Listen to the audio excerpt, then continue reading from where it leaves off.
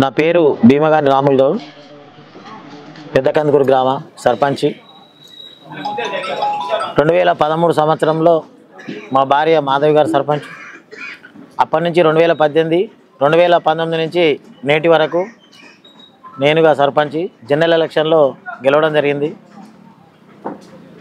CPM పార్టీగా అనుకూల సానుభూతితోని అన్ని పార్టీల వాళ్ళు మద్దతుతోని గెలుపొందడం జరిగింది. ఈ 10 సంవత్సరాల కాలంలో మేము 2013 కంటే మొదలే జనరల్ ఎలక్షన్లలో ఒక మేనిఫెస్టోను మేము రాసినాం. పెద్దకందుకూరు గ్రామానికి 30 సంవత్సరాల కాలంలో 40 సంవత్సరాలు ఏ విధంగా వెనుకబడ్డది, అన్ని వసతులు ఉన్నా కానీ పక్కకు ఒక కంపెనీ 100 కోట్ల కంపెనీ 1982లో వచ్చింది. అప్పుడున్న సర్పంచులు మొన్నటి 2013 వరకు అక్కడున్న దాన్ని ఏ విధంగా ఉపయోగించుకోలేకపోయినాయి అవన్నీ గమనించి గ్రామంలో మౌలిక వసతులకు ఇబ్బంది, మోరీలు లేకుండా, మంచినీళ్ళు లేకుండా, పాఠశాలలకు ఇబ్బంది, మహిళలకు ఇబ్బంది, బస్సులకు ఇబ్బంది, రోడ్లకు ఇబ్బంది మీరందరూ గమనించారు. యాదగిరిగుట్ట 3 కిలోమీటర్లు 4 కిలోమీటర్లు మాకు. అది 75 సంవత్సరాల స్వతంత్రం వచ్చినాక కూడా మేము డాంబర్ రోడ్ నోచుకోలే. ఇంత దగ్గర ఉన్నటువంటి అప్పటి ఉన్నటువంటి పాలకులు ఈ రకమైన ఇబ్బంది పెట్టిరని గమనించి నేను ఒక మేనిఫెస్టో తయారు చేసుకున్న ఎలక్షన్ కంటే ముందే. ఈ గ్రామంలో మేముగా మమ్మల్ని ఆదరిస్తే, మమ్మల్ని సర్పంచ్గా గెలిపిస్తే ఈ గ్రామంలో మంచినీటి వసతులను నేను అధిగమిస్తా, సీసీ రోడ్లు వేస్తా, అంతర్గత మురికి కాలువలు నిర్మిస్తా, మహనీయుల విగ్రహాలను పెడతా, గ్రామ పంచాయతీని తీర్చిదిద్దుతా, పాఠశాల భవనాలను నిర్మిస్తా, మహిళా సంఘ భవనాలను నిర్మిస్తా, గ్రంథాలయాలను నిర్మిస్తా, ప్రాథమిక ఆసుపత్రిని కూడా నిర్మిస్తా అనే ఒక దృఢ సంకల్పంతోనే ఈ 10 సంవత్సరాల కాలంలో ఎన్ని ఆటుపోట్లు వచ్చినా, ఆ రకంగా ఎవరైనా నన్ను దుష్ప్రచారం చేసినా, నాపై కేసులు మోపినా నేను వెనుదిరగకుండా తిరిగి వాళ్లకు నేను పంచాయతీ చేయకుండా వాళ్ళు పెట్టిన బాధలు అనుభవించుకుంటా ఈరోజు నేను ఇక్కడి వరకు ప్రయాణం చేసినాం. ఈ ప్రయాణంలో మాకు 2016 సంవత్సరాల్లో మా భార్యకు ఉత్తమ గ్రామ పంచాయతీ అవార్డు కూడా పొందింది జీవ వైవిధ్యం మీద. అప్పుడు ఉన్నటువంటి గవర్నమెంట్లు ఇప్పటి వరకు కూడా ఈ నెల రోజులు ఈ గవర్నమెంట్ వచ్చినాక అంటే 9 సంవత్సరాల 11 నెలలల్లా నేను ఒకే ఒక నెల రోజులు సమగ్రంగా నిద్రిస్తున్నా. నేను ఇది మీరు గమనించాలి. ఎప్పుడు ఈ గ్రామం మీద ఒక దృష్టి లేకుండా, శాశ్వతమైన పరిష్కారాలు చేయకుండా భూ ఆక్రమణాలు చేసుకోవడం, పంచాయతీలు పెట్టడం, విపరీతమైన సమస్యలు సృష్టించి ప్రజలకు ఇబ్బంది పెడుతున్న దృష్ట్యా మొదలుగా ఎంచుకొని ఇక్కడ మంచినీటి సౌకర్యాన్ని అధిగమించినాం. ఈ గ్రామంలో నీళ్లు వస్తలేవన్న పంచాయతీలు ఉండే, నీళ్ళు ఎక్కువ వస్తున్నాయి బంద్ చేయరు అనే పంచాయతీ జరుగుతుంది. నా గ్రామంలో నీళ్ళు ఎక్కువ వస్తున్నాయి బంద్ చేయరి అని ఒకటి చెప్పిస్తున్నా. నా వీధికి లైట్లు లేవు, నా మూల చీకటి ఉన్నది, లైట్లు 24 గంటలు ఇక్కడ మేము లైట్ల పనిలో ఉన్నాం. అంతర్గత మురికి కాలువల నిర్మాణం మొత్తం 90% ఇక్కడనే నిర్మాణం చేపట్టడం జరిగింది. అదే దశలో దీంట్లో గ్రామం డెవలప్ కావాలంటే పాఠశాలలు అనేది ఇబ్బంది అనే ఉంది. అలాంటిది నేను ఒక దాతను పట్టుకొచ్చి ఈ పాఠశాలను నిర్మించడం జరిగింది. అది 86 లక్షలు, పత్రికా ముఖంగా చెప్తున్నా. 86 లక్షలకు నాకు 20 లక్షల రూపాయలు మాత్రమే దాత ద్వారా ఇచ్చేటట్టు చేసిర్రు. ఆ పైసలు ఎగ్గొట్టియాలని ఇప్పటికి కూడా దాత ఇబ్బందికరంగా ఫోన్ నాకు తీస్తలేడు. ఆ రకమైన ఇబ్బందిని కూడా అధిగమించి గత ప్రభుత్వ మినిస్టర్ విద్యాశాఖ మంత్రి జగదీశ్వర్ రెడ్డి గారిని తీసుకొచ్చి ఆ యొక్క పాఠశాలను ప్రారంభించిన. పాఠశాల నిర్మాణం జరిగేటప్పుడు కూడా నిర్మాణం చేయొద్దని పోలీస్ స్టేషన్లో కేసు పెట్టిరు. నిర్మాణం జరుగుతుంటే చెట్లు తొలగించిండు. కేసు ఏంటి దొరికేనా? 1 సెంటీమీటర్ మొక్క తొలగించిండు, సర్పంచ్ని ఎందుకు తొలగించొద్దు అనేటి నాకు 10 సంవత్సరానికి 2 షోకాజ్ నోటీసులు కలెక్టర్ ఆఫీస్ నుంచి. చెత్తబుట్టలు కొనలే, లిచ్చన కొనలే, చెత్త ఎత్తలే, సస్పెండ్ చేయాలి అంటే ఈ అభివృద్ధిని చూసి ఓర్వలేక గత ప్రభుత్వ ఎమ్మెల్యే గొంగిడి సునీత గారు ఆమె పెట్టిన బాధలు వర్ణాతీతం. మొన్న ఎప్పుడు నేను ఒక నిర్మాణం చేసిన పోలీస్ స్టేషన్లో కేసు, ఇలా గ్రంథాలయం నిర్మించినాం, అది ఎస్సీ కమిషన్ల కేసు ఉంది నా మీద. ఒక భూ కబ్జా చేసి అతను ఒక సృష్టించి అతని మీద కేసు పెట్టిరు, అతని ద్వారా కేసు పెట్టించారు. అది కూడా అధిగమించిన నా మీద కేసు పెట్టే వాళ్ళ తోరి నేను పోలేదు, పంచాయతీ పెట్టలేదు. ఇలా మీ కళ్ళకు కట్టినట్టుగా ఆ కాంప్లెక్స్ నా బిడ్డ మరణించింది ఆమె పేరు మీద నేను ఇవాళ 15 లక్షల రూపాయల దాకా పెట్టుకొని అది నిర్మించి ఒక దాత తాడూరు రఘునాథ్ రెడ్డి అతను ఒక 7 లక్షల రూపాయలు ఇస్తే గ్రంథాలయం ఈ రెండు క్లబ్ చేసుకొని ఇవాళ కాంప్లెక్స్ నిర్మాణం చేసి మహిళా సంఘాలకు గది ఉండాలి, ప్రాథమిక ఆరోగ్య కేంద్రం ఉండాలి. ఇక్కడ చెట్ల కిందనే సూదులు ఇచ్చేది, రేకుల కింద సూదులు ఇచ్చేది, నడి రోడ్ల పైన సూదులు ఇచ్చేది. దీనికి ఒక హాస్పిటల్ ఉండాలని నేను ఒక కలగాని ఆ రకమైన హాస్పిటల్ నిర్మాణం ఈరోజు చేసినాం. అదే విధానంగా గ్రామంలో మౌలిక వసతుల్లో ప్రజలకు ఇబ్బందికరమైన మీరు చూస్తున్నారు ఈ గుడి చుట్టూ బోనాలు వెళ్ళాలంటే ఆడోళ్ళు కాళ్ళకు మొత్తం ముళ్ళు ఉంటుండే, చిన్న గుడి ఉంటుండే, రాయి కూలిపోయింది 100 ఏళ్ల కిందది. అది మా తండ్రి గారి పేరు మీద తీసుకొచ్చి పేరు కూడా రాయాలి. మీరు చూడండి మా తండ్రి గారు తలుసుకుంటా ఇక్కడ నేను ఆ యొక్క పోషమ్మ దేవాలయం నిర్మించిన అదే దేవాలయం మరలా మన హైవేకు నిమ్మగుండ్ల ఎల్లమ్మ తల్లి దేవాలయం 2002 సంవత్సరాల కింద నిర్మించి 3 పండుగలు కూడా నిర్మాణం చేసిన. ప్రజలకు కావాల్సిన మౌలిక వసతులలో పాఠశాలలు, గుడులు, బడులు ఈ రకంగా మౌలిక వసతులు చేసుకుంటూ వెళ్తా ఉన్నాను. నేను పెద్దకందుకూరు గ్రామంలో రాష్ట్రంలో ఉన్న మంత్రులు నా గ్రామాన్ని సందర్శించి వాళ్ళు నా గ్రామంలో కాలు మోపి నా గ్రామం అభివృద్ధికి తోడ్పడతారు. పార్టీ రహితంగా నేను ఏ పార్టీ ఉన్నా వాళ్ళ దగ్గరికి పోయి నేను తీసుకొచ్చే దశలో వాళ్ళని ఈరోజు మీరు చూసేయాల ప్రమాణ స్వీకారం చేసి మొట్టమొదటిసారిగా యాదాద్రి భువనగిరి జిల్లాలో అడుగు పెట్టించినాం కోమిటిరెడ్డి వెంకటరెడ్డి గారిని. వారికి మరొకసారి గ్రామ ప్రజల తరఫున కృషి చేసిన మన స్థానిక ఎమ్మెల్యే బీర్ల ఐలన్న ఆయన కృషితోని తమ్మి నేనున్నా, నీ పార్టీ వేరే నాకు సంబంధం లేదు. ఈ గ్రామంలో అత్యధిక మెజార్టీ 900 మెజార్టీ ఇచ్చినావు. అది Congress party, BJP party, communist party కాదు. మీరందరూ సంఘటితం చేసి రాములుగా సంఘటితం చేసి సిపిఎం పార్టీ తరఫున నాకు అత్యధిక మెజార్టీ గెలిపించినందుకు నేను రుణపడి ఉంటా. ఎవరు అడ్డొచ్చినా ఎవరు ఏం చేసినా అని ఇక్కడ ఇలా మంత్రి గారిని తీసుకొచ్చి నా విన్నపం విని నేను ఏమంటున్నా పత్రికా విలేకరులకు ప్రజలకు ఒకటే చెప్తున్నా, ప్రజలందరూ రాజకీయం చేసి పార్టీలు మారుతుండొచ్చు. నా పార్టీ ఈ పార్టీ అని ఆ పార్టీ అని నేను ఎప్పుడూ ఎన్నడూ అంగీలు మార్చలే. నా పార్టీ ప్రజల పార్టీ. నా పార్టీ ప్రజలు కోరుకున్న సమస్యల మీద పోరాట చేసే పార్టీ. కానీ ఈ రకంగా పార్టీలను అడ్డం పెట్టుకొని ఈయన కోటేసి ఆన కోటేసి పైసలు తీసుకొని ఓటేసే పార్టీ మాది కాదు సిపిఎం పార్టీ. ఆ పార్టీ నుంచి కోవకు వచ్చిన వాళ్ళం అన్ని పార్టీల దగ్గరికి పోయి ఆదరించి ఇవాళ పెద్దకందుకూరు గ్రామంలో ఈ 10 ఏళ్ల కాలంలో ఒక బుక్లెట్ కూడా తయారు చేసినాం.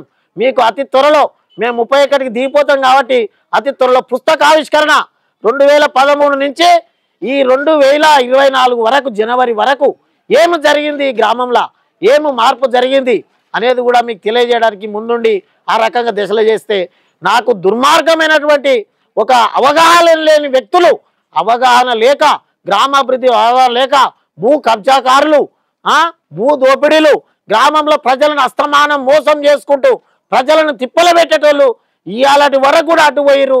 ఇలా మంత్రి గారిని కూడా రాకుండా ఆయన కాంగ్రెస్ పార్టీ కాదు ఈయన సిపిఎం పార్టీ అని చెప్తే మంత్రి గారు ఆయన ఒకటే చెప్పిండు, రాములు పార్టీ గురించి మాకు కాదు, రాములు చేసిన అభివృద్ధి కోసం వస్తున్నామని చెప్పిండు. ఆ రకంగా వాళ్ళు ఎన్ని అడ్డంకులు పెట్టినా చివరి వరకు కూడా మీ అందరికీ తెలుసు నా కళ్ళల్లో ఆనంద బాష్పాలు కాదు దుఃఖం వస్తుంది. ఇంత అభివృద్ధి చేస్తుంటే నన్ను అడ్డుకోవడం కాదు, మీరు అభివృద్ధిని అడ్డుకుంటారు, రాములు అడ్డుకుంటారు అంటే ఒక అభివృద్ధిని పెద్దకందుకూరు అడ్డుకుంటున్నారు. నేను భయపడేటోని కాదు, ప్రజాశక్తి బలంగా ఉంది. ఈ ప్రజాశక్తి బలంగా ఉన్న దాంట్లో నా ప్రాణం ఉన్నంత వరకు ఈ గ్రామాన్ని సుశిక్షితంగా సంపూర్ణంగా అన్ని రంగాలలో అభివృద్ధి చేస్తా అని ఛాలెంజ్ ఇక్కడ పోషమ్మ గారి మీద సాక్ష్యంగా నేను చెప్తున్నా. మీరందరూ గతంలో చూసారు, మైనంపల్లి హనుమంతరావు కందుకూరి గ్రామానికి వచ్చిండు, మీ అందరికి తెలుసు. మైనంపల్లి హనుమంతరావు వచ్చిండు, గవర్నర్ కూడా టైం ఇచ్చింది కందుకూరుకు, మీ అందరికి తెలియదు. గవర్నర్ కూడా టైం ఇచ్చింది. రాజకీయమైనటువంటి సంక్షోభాలు వస్తాయనుకో నేను ఆ కోణంలో ఆలోచించి ఆమెను రద్దు చేసుకొని ఇలా సీతక్క వచ్చేది ఉండే, సీతక్క కూడా టైం ఇచ్చింది. జిల్లా మంత్రివర్యులు వాళ్ళ అనుమతి మేరకే వస్తారట, అది నాకు తెలియదు. ఆమె అనుమతి తీసుకోవడంలో జాప్యం జరిగింది. ఆమెకు అక్కడ సమ్మక్క సారక్క జాతరకు సంబంధించిన పనులలో ఉంది కాబట్టి ఆమె రాలేకపోయింది. మీరు అనుకోవచ్చు సీతక్క ఎందుకు రావాలని, సీతక్కలు ఉన్న స్పృహ నా కందుకూరికి రావాలని, అలాంటి ఒక ఆలోచన నా కందుకూరికి రావాలని.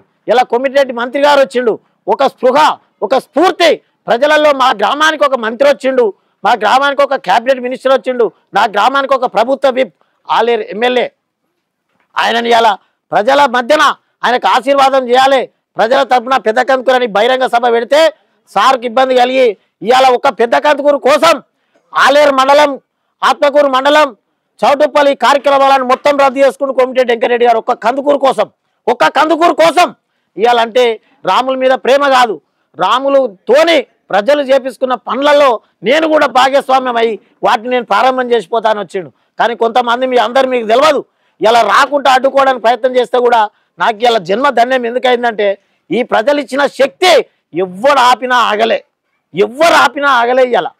ఇలా వేల వందల మంది ఇలా అధికారులు, జిల్లా అధికారులు మొత్తం వచ్చి ఇక్కడ నీ పోచమ్మ దగ్గర భోజనం చేసిపోయారు, నీ గ్రామం ఇంత మంచిగా అభివృద్ధి చేసినామని అధికారులు చెప్తున్నారు.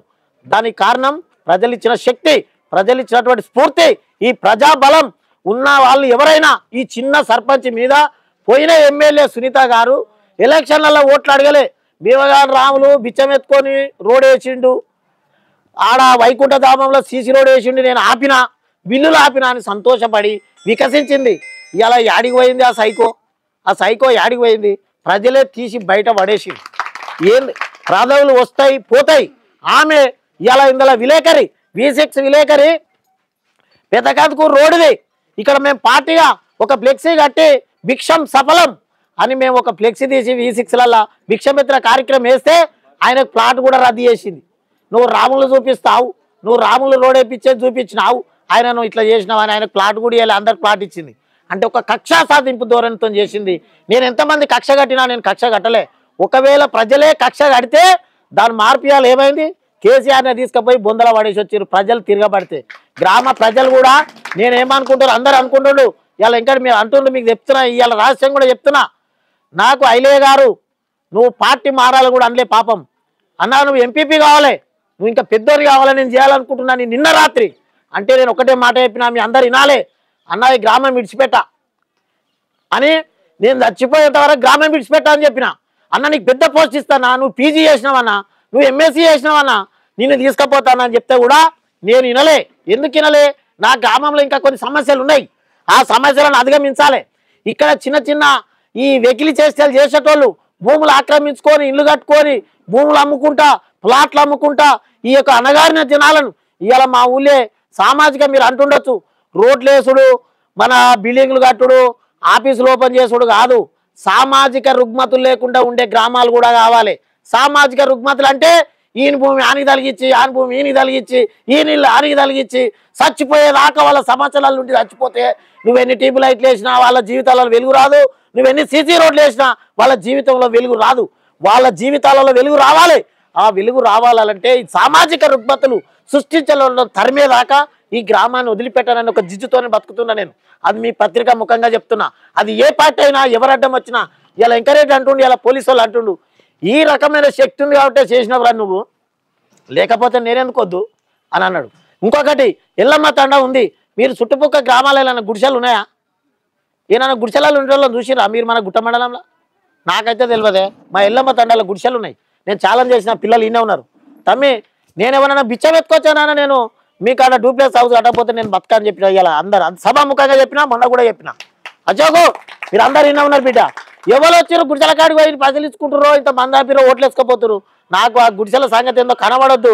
నేను ఐలన్నను కాళ్ళు పట్టుకొనైనా, నేను వెంకరెడ్డి గారు కాళ్ళు పట్టుకొనైనా వాళ్ళకి ఇల్లు తెప్పించి నా వంతు సాయంగా కూడా ఇల్లు కట్టిస్తానని నేను ఈ పోషమ్మ సాక్షిగా చెప్తున్నా. ఇదే శబ్దం నేను గ్రామాలలో అభివృద్ధి చేయడానికి శబ్దం చేస్తున్నా, కానీ నేను ఇన్ని డిస్టర్బ్ చేస్తా అన్ని డిస్టర్బ్ చేస్తా అనేది కాదు. ఇంకొక విషయం చేయాలి, ఇక్కడ కుట్ర జరిగింది మీకు తెలవాలి. చివరి కుట్ర, ఇక ఈ 10 ఏళ్ల కాలంలో ఒక చివరి కుట్ర. పెదకందుకులే లొల్లి అవుతుందట, పంచాయతీ అవుతుందట, మంత్రి గారిని వద్దానని. నాకున్న ఇంటెలిజెన్స్ రిపోర్టు, మా పరిసరాలు కాకని బండి పట్టుకొని చక్కగా ప్రెసిడెంట్ షూట్కి వచ్చిన బండి కొట్టగానే డిప్యూటీ కలెక్టర్ ఉన్నాడు, ఇంకో కలెక్టర్ ఉన్నాడు, అడిషనల్ కలెక్టర్. రాములు మీ ఊళ్ళో లొల్లి అవుతుందట. ఏంటంటే అబ్బా ఎంత షార్ప్ ఇచ్చారు సార్, నేను ఎంత షార్ప్ వచ్చిన ఇడికి అన్న. అందులో ఒక విలేకరి నాకు ఫోన్ చేసిండు, రామ్లన్నా మీ విలేకరే ఫోన్ చేసిండు, రామ్లన్నా మీ ఊరు క్యాన్సిల్ అవుతుంది అని. నా ప్రాణం వెళ్ళిపోయింది. బండి స్టార్ట్ చేసుకొని మీరు అందరు షూట్ చేయాలి, ఇది రికార్డ్ చేయండి. అదే బండి మీద సింగిల్గా మా వాళ్ళకి ఎవరు చెప్పలే, మీరు అక్కడనే ఉండండి, నేను వెళ్తున్నా చూడన్నా, ఏడికి పోతున్నావు అని కూడా చెప్పలే, పోచమ్మ కాడికి అని చెప్పి నేను ప్రెసిడెంట్ షూట్కి బండి మీద పోయినా. బండి మీద వస్తే కలెక్టర్ గారు ఉండి సర్పంచ్ గారు అని ప్రత్యేకంగానే మీ ఊళ్ళో లొల్లవుతుందట అన్నాడు. ఎవరి సార్లు లొల్లవుతుంది అన్నది అన్న. పక్కపొట్టి అడిషనల్ కలెక్టర్ వీరారెడ్డి ఉన్నాడు, పేరుతో సహా చెప్తున్నా. అస్సలు పంచాయతీలలో పోరాటాలు చేసేవాడే ఈడున్నాడు. పంచాయతీ ఎక్కడిదో ఉన్నాడు. రాములే ఈడ పంచాయతీ, ఇంకా పంచాయతీ ఎవడు పెట్టిండా అనగానే ఈ రకంగా తెలిస్తే సార్ నేను టైర్ కడ్డం అనుకుంటా, కందుకు ఇట్లా రాకపోతే ఈ బండి కడ్డమ్మంటా అని చెప్పిన. అనగానే ఐలాండ్ నుండి అన్న అసలు ఈ చెడు ప్రచారం ఎందుకు తెచ్చినావు నువ్వు అంటే కలెక్టరే అడుగుతుండే నన్ను, ఎక్కడి నుంచి వచ్చిందే ఈ వార్త, అందుకోసమే వచ్చినానంటే నేను లేనా నీకు, నువ్వు నడువు బండి మీద నువ్వు వెళ్ళు అని చెప్తే బండి మీద ముంగటుకు వచ్చినా మళ్ళా. అంటే ఇంత దుర్మార్గం, చదువు సంస్కారం లేక ఈ గ్రామాలను పట్టి పీడిస్తున్నాయి. ఈ గ్రామం ఎగ్జాంపుల్ తీసుకోరు విలేకరుల. ఇలాంటి చిన్న చిన్న సమస్యల మీద, చిన్న చిన్న మూఢనమ్మకాల మీద అక్కడ పెట్టి ఈయనను ఎట్లా అనసాలే. ఈ రాములంటో లేకపోతే మేము ఏదైనా చేయొచ్చు. పార్టీ బీర్లా ఐలయ్య గారికి సిపిఎం పార్టీగా నిలబడి ర్యాలీ తీసి 1000 మందితో ర్యాలీ తీసి ఆయన ఈడ దీవనార్తి పెట్టి అన్నకు ఈ రకంగా పెద్ద టెంట్ వేసి ఆయనకు ఓట్లు వేస్తే ఇలా ఆశీర్వదించాలంటే అది కడుపులో పెట్టుకొని ఆయన గుండెలో పెట్టుకొని ఎవరిని చెప్పినా కందుకూరుకు పోవాలనేనని చెప్పి ఆయన వచ్చిండు. ఆయనకు మరొకసారి బీర్ల ఐలన్నకి నేను ధన్యవాదాలు చెప్తున్నా. ఇవాళ బీర్ల ఐలన్న గురించి కూడా చెప్తున్నా. 25 ఏళ్ళు ఉన్నారు, 30 ఏళ్ళు ఉన్నారు. ఇవాళ ఆలేరు ఎమ్మెల్యేగా. ఆలేరుకు ఒక చరిత్ర ఉంది. స్వతంత్రం వచ్చినాక ఆరుట్ల రామచంద్రారెడ్డి, ఆరుట్ల కమలాదేవి భారతదేశంలో తొలి మహిళా ప్రతిపక్ష నాయకురాలు. ఆలేరు కాన్స్టిట్యున్సీ, ఈ ఆలేరు కాన్స్టిట్యున్సీకి ఒక ప్రత్యేకత ఉంది. అలాంటి ప్రత్యేకత కలిగినటువంటి మన కాన్స్టిట్యున్సీలో ఒక బహుజన బిడ్డ, ఒక బీసీ బిడ్డ, అందరి బిడ్డ ఐలన్న. మన నుంచి ఒక సర్పంచ్గా, పాలసంఘం చైర్మన్గా మన కళ్ళ ముందే ఉండి మీరందరూ గమనిస్తారో లేరో, ఐలన్న అంటే ఆప్యాయత, ఆదరణ, ఐలన్న అంటే కడుపులో దేవుతుంది, ఆకలి చల్లారుతుంది. అలాంటి నాయకుడి అలా ఇంకొక 20 కాదు, ఆయన ఓపుకున్న దినాలు మేము ఆయన జీవితానికి మేము అంకితం అవుతామని కూడా సభాముఖంగా తెలియజేస్తున్నాం. పార్టీలు ఏమన్నా ఉండని మాకు సంబంధం లేదు. అలాంటి ఆప్యాయత, అలాంటి సామాజిక వర్గానికి చెందిన ఒక వ్యక్తి ఉండడం మా అదృష్టంగా భావిస్తున్నాం. ఈరోజు ఈ రకంగా ఛాలెంజ్ తీసుకొని మీరందరూ గమనించాలి. 2013లో నేను ఒక పాంప్లెట్ రిలీజ్ చేసిన, మా పెద్దలందరికీ తెలుసు. పాంప్లెట్ గమనికని రాసి పాంప్లెట్ను పొడగొట్టొద్దు అని రాసిన, పాంప్లెట్ను దాచిపెట్టుకోవాలని రాసిన. ఛాలెంజ్గా నన్ను అడిగేందుకు ఏమేం చేసినావురా రాసిచ్చినావని అది రిఫర్ చేసుకోక కొంతమంది వ్యతిరేకులు చింపేసుకురు అన్నీ అయినాయని భయపడి చింపేసుకురు. చూపిస్తారా ఏమన్నట్టు నేను అడుగుతున్నా, ఎవరి తానా ఉందా అంటే నా తాన లేదు, ఇవ్వని తాన లేదు. నేను గుట్ట దాకా లైట్లు వేస్తా అని చెప్పి శర్ర దాకేసిన, అంటే కొంత దూరం నడిచిన. ఆడ టెక్నికల్ శాంక్షన్ ఏంటంటే పోలని నాటిన చూడురి, 50 రూపాయల రోడ్డు దాకా పోలు నాటిన. అక్కడ టెక్నికల్ సమస్య రామాజ్పేట శివారు వస్తుంది, నీ మీటర్ జల్లది, ఆ రకంగా చేయదంటే నేను శర్ర దాకేసుకున్నా. మీరు గమనించాలి, అన్నీ నేను చేసుకుంటా వచ్చిన. ఇవాళ ఆర్చి సింహద్వారం అది అండర్ గ్రౌండ్ అని చెప్పిర్రు, అది ఏం జరుగుతుందని కొద్దిగా నిగ్రహంగా పాటించి నేను నిలబడ్డా, అది ఎట్లా చేస్తే బాగుంటుందని. ఈ రకంగా మీకు ఒక స్ఫూర్తి చెప్తున్నా. 2013లో 12లోనే నేను పనులు చేస్తా, ఈ కాపీ దాచిపెట్టుకోవాలని నేను కొట్టిన పాంప్లెట్ అని చెప్పిన మేనిఫెస్టో. ఆ మేనిఫెస్టో ప్రకారం ఈ 10 ఏళ్ళు చేసిన నేను పని మేనిఫెస్టో పెట్టుకొని.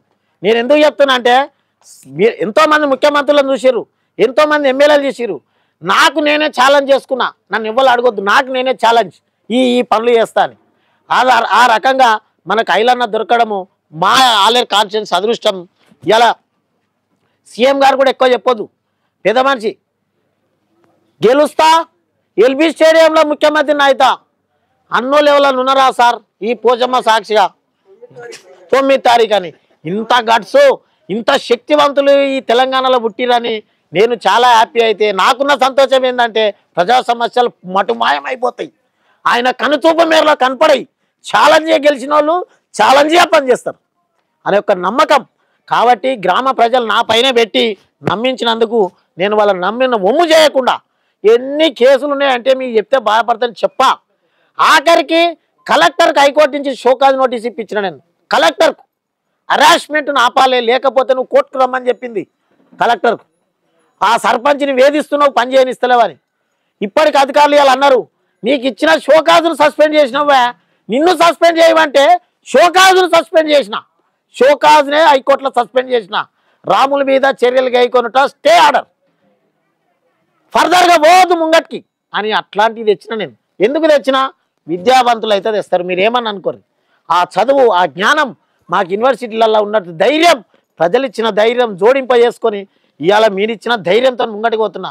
నాకు తెలిసి చెప్తున్నా, ప్రజల సమస్యలు ఎక్కడా ఉండవు, మనుషులు సృష్టించినవే, వాళ్ళకు వాళ్ళు చేసినవే, నేచురల్గా వచ్చినాయి అసలే ఉండవు ఈడ అనే ఒక జిజ్ఞాసతోని ఇలా పత్రికా విలేకరులకు ఈ 10 సంవత్సరాల నా ఆవేదన ఇవాళ ఈ రకంగా చేసిన. సామాజిక భద్రత కోసం సొంత ఖర్చుతో సీసీ కెమెరాలు పెడితే కూడా తెంపారు. ఎవరు తెంపుతారు? నేరస్తులు చేసిన వాళ్ళు తెంపుతారు. ఇలా సిఐ వచ్చిండు, రామ్లన్న ఏనన్న గారిని కెమెరాలు బాగా చేశాడు, పెడదామే అన్నాడు. బరాబర్ పెడదాం సార్ అన్న. ఉన్నది చెప్తున్నా నేను. ఈ రకంగా నా శక్తి కొలది నేను సంపాదించుకున్న ప్రతి రూపాయి ఈ గ్రామానికి ఇచ్చేసిన నేను. అది మీ అందరికి తెలుసు.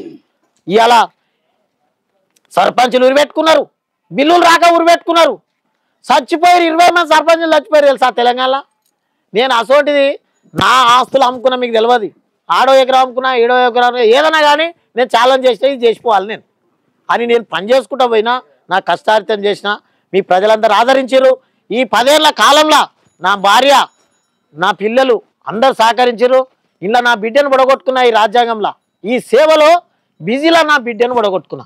నా బిడ్డను ఒడగొట్టుకున్నందుకు ఆమెను చూసుకోవడానికి ఈ ప్రజలకు ఏదైనా సేవ చేయాలని నా పేరు మీద ప్రాథమిక ఆరోగ్య కేంద్రం, మహిళా సంఘ భవనం, కమ్యూనిటీ హాల్ కట్టినా. నా అమ్మ పేరు మీద కట్టాలని కట్టుకున్నాయా. ఇది మీ అందరికీ పేరున గ్రామ ప్రజలకు పాదాభివందనం. నాకు ఈ అవకాశాలు ఇచ్చినందుకు, నన్ను ముందంటి నడిపించినందుకు అని నేను మరొకసారి పత్రికా విలేకరులకు ప్రజలందరికీ పేరున పాదాభివందనం తెలియజేసుకుంటున్నాను.